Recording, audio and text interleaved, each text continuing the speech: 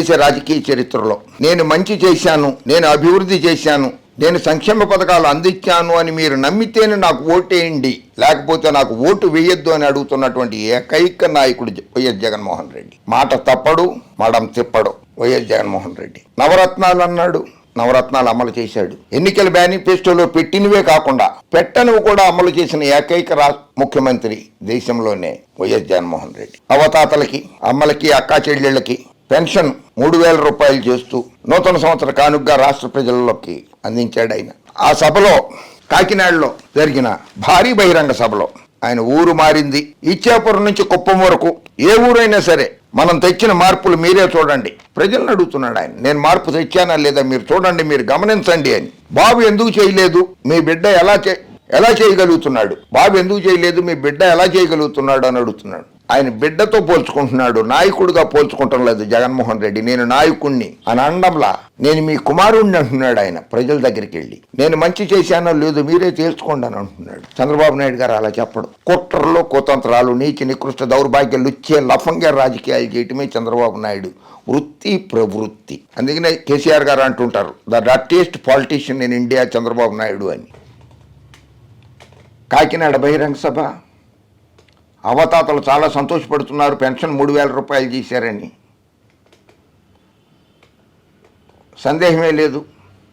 నూతన సంవత్సర కానుక, సంక్రాంతి కానుక కేవలం 55 నెలల కాలంలో విప్లవాత్మక మార్పులు తీసుకొచ్చాం. ఏ రాష్ట్రము ఇవ్వని విధంగా 66,34,000 మందికి పెన్షన్లు ఇస్తున్నాం.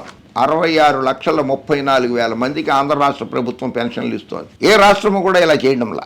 3,000 వైఎస్ఆర్ పింఛన్ కానుకను కాకినాడ నుంచి ప్రారంభించిన ముఖ్యమంత్రి. చంద్రబాబు హయాంలో పింఛన్ కేవలం 1,000 రూపాయలు మాత్రమే ఉండేది. గత ఎన్నికలకు 2 నెలల ముందు మాత్రమే 2,000 చేశారు. ఆ ఎన్నికలే రాకపోతే చంద్రబాబు పింఛన్ మొత్తం పెంచేవారా? చంద్రబాబు నాయుడు ప్రభుత్వంలో 1,000 రూపాయలు ఉంటే ఎన్నికలకు ముందు ఇంకో 1,000 పెంచి 2,000 ఇచ్చారు. ఇప్పుడు జగన్మోహన్ రెడ్డి ఏకంగా 3,000 చేశారు. పెన్షన్ పెంచడం వల్ల రాష్ట్ర ప్రభుత్వం మీద భారం పడుతుంది. 2,000 కోట్ల రూపాయలు ఖర్చు చేస్తున్నారు ఈ పెన్షన్లు ఇవ్వడానికి ప్రజల కోసం.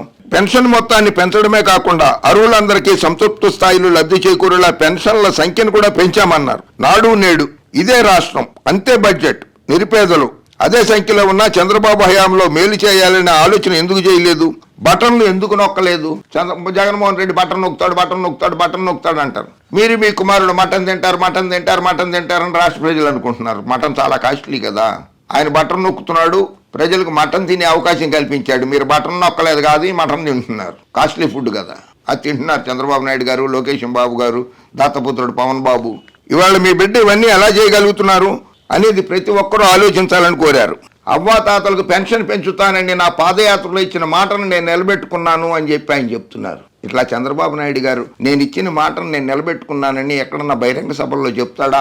అరిష్టము, అరాచకము, అసంతృప్తి అని చెప్తున్నాడు తప్పితే నేను ఈ పథకం ప్రవేశపెట్టాను, దానివల్ల రాష్ట్ర ప్రజలు లబ్ధి పొందారు అని చెప్పగలుగుతున్నాడు ఎక్కడన్నా? పోలవరం ప్రాజెక్టు గురించి ఎప్పుడన్నా మాట్లాడుతున్నాడా ఆయన? అసలు రాష్ట్రంలో పోర్టుల గురించి ఎప్పుడన్నా మాట్లాడుతున్నాడా? రాష్ట్రంలో విద్యా వ్యవస్థ గురించి మాట్లాడుతున్నాడా? రాష్ట్రంలోని ఆసుపత్రుల్ని జగన్మోహన్ రెడ్డి గారు ఎలా డెవలప్ చేశాడో, ఎలా అభివృద్ధి చేశాడో రాష్ట్ర ప్రజలకి తెలుసు. నేను వైద్యం గురించి ఎంత ఖర్చు పెట్టాను, ఇలా డెవలప్ చేశానని చెప్పుకోగలుగుతున్నాడా? నేను ఇన్ని పరిశ్రమలు తీసుకొచ్చాను, రాష్ట్రానికి ఎంతమందికి ఉపాధి కల్పించానని చెప్పుకోగలుగుతున్నాడా? చెప్పడం. అరిష్టము, అరాచకము, ఆ 2 పదాలకి అర్థం చెప్పడం రాష్ట్ర ప్రజలకి చంద్రబాబు నాయుడు, లోకేష్ బాబు, పవన్ బాబు. ఇది పచ్చి దగ, ఇది పచ్చి మోసపూరిత రాజకీయం. రాష్ట్ర వ్యాప్తంగా స్థానిక ప్రజాప్రతినిధులు, గృహసారథులు, వాలంటీర్లు, వైఎస్ఆర్సీపీ మద్దతుదారులు, సీఎం జగన్ అభిమానుల ఆధ్వర్యంలో ఈ నెల 8వ తేదీ వరకు ఈ కార్యక్రమాలను పండుగ వాతావరణంలో నిర్వహించనున్నారు. క్యాలెండర్లో కాదు మార్పు రావాల్సింది, జీవితంలో మార్పు రావాలి. దట్ ఈస్ జగన్మోహన్ రెడ్డి గారి dialogue, one of the wonderful dialogue and best dialogue కదా. క్యాలెండర్లో కాదు మార్పు, జీవితంలో మార్పు రావాలి. అవ్వాతాతల పెన్షన్ 3,000 వరకు పెంచుకుంటూ పోతామని మేనిఫెస్టోలో చెప్పిన మాటను తూచా తప్పకుండా నెరవేరుస్తూ మీ అందరి సమక్షంలో ఈ కార్యక్రమానికి శ్రీకారం చుట్టడం దేవుడు నాకు ఇచ్చిన అదృష్టంగా భావిస్తున్నా. కొత్త సంవత్సరం అంటే క్యాలెండర్లో మార్పు రావడం ఒక మార్పు మాత్రమే కాదు. కొత్త సంవత్సరం అంటే ప్రతి ఒక్కరి జీవితంలో ఆదాయం పెరగాలి, ఆనందం పెరగాలి, మరింత మెరుగైన పరిస్థితుల్లోకి వెళ్ళాలి. అలాంటి గొప్ప కార్యక్రమంలో ఇవాళ పాలు పంచుకుంటున్నా నా వాలంటీర్ తమ్ముళ్ళు, చెల్లెళ్ళు, ఉద్యోగస్తుల్ని ఎంత ఆప్యాయంగా పిలుస్తున్నాడో చూడండి. నా వాలంటీర్లు, నా తమ్ముళ్ళు అని చెప్పి. అంగన్వాడీ కార్యకర్తలను గుర్రాలతో తొక్కించాడు చంద్రబాబు నాయుడు. రైతుల్ని గుర్రాలతో తొక్కించి తుపాకులతో కల్పించాడు సాక్షాత్తు ఆంధ్రప్రదేశ్ శాసనసభ ఎదురుకుండా. వాలంటీర్ తమ్ముళ్ళు చెల్లెమ్మలు మాత్రం అది ప్రతి అవ్వాతాతల ముఖంలో చిరునవ్వు చూసే రోజు. సూర్యోదయానికి ముందే చిరునవ్వుతో గుడ్ మార్నింగ్ చెబుతూ ప్రతి అవ్వకు తాతకు మంచి మనవడుగా మనవరాలుగా చేయూతనిస్తున్న వాలంటీర్లకు మాత్రం సెలవు రోజు కాదు. మీ ఇష్టం ఏ గ్రామాన్నైనా తీసుకోండి, మీ ఇష్టం ఏ గ్రామాన్నైనా తీసుకోండి. జగన్మోహన్ రెడ్డి గారు ఛాలెంజ్ చేస్తున్నారు. ఇవాళ రాష్ట్రంలో ఇచ్చాపురం నుంచి కుప్పం దాకా ఏ గ్రామాన్నైనా తీసుకోండి, మీ ఇష్టం. ప్రతి గ్రామంలోనూ మార్పు కనిపిస్తోంది. అడుగు పెడుతూనే ప్రతి గ్రామంలోనూ గతంలో లేని విధంగా మార్పు కనిపిస్తూ గ్రామ సచివాలయం గోచరిస్తుంది. అందులో 10 మంది శాశ్వత ఉద్యోగులు కనిపిస్తారు. ప్రతి గ్రామంలోనూ వాలంటీర్ వ్యవస్థతో పాటు ఇంటి వద్దకే అందుతున్న ration, RBK, village health clinic కనిపిస్తాయి. జగనన్న ఆరోగ్య సురక్ష కార్యక్రమము కనిపిస్తుంది. నాడు నేడుతో గ్రామంలో మారిపోయిన స్కూళ్లు, ఆసుపత్రులతో మన కళ్ళ ఎదుటే మార్పులు కనిపిస్తాయి.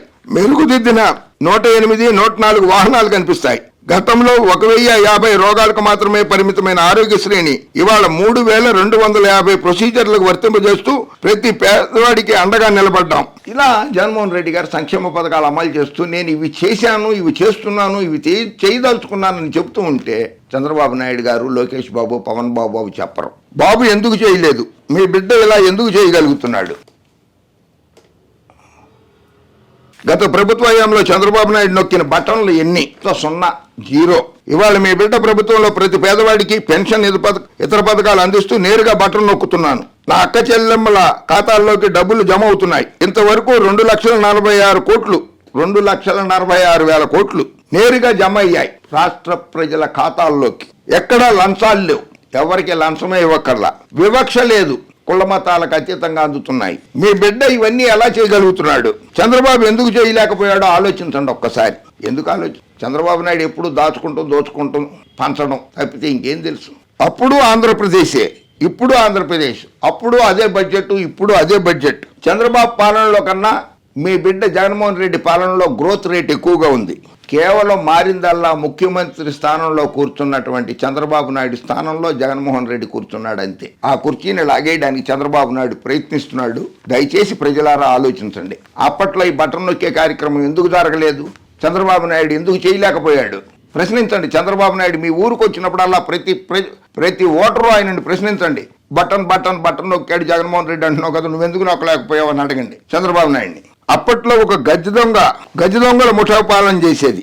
అప్పట్లో డిపిటి దోచుకో పంచుకో తినుకో అనేది జరిగింది. ఇప్పుడు అటువంటిది లేదు, లంచాలు లేవు, పారదర్శకంగా ప్రభుత్వం ఉంది అని చెప్పి జగన్మోహన్ రెడ్డి గారు చెప్తున్నారు. కనుక తెలుగు ప్రజలారా ఆలోచించండి.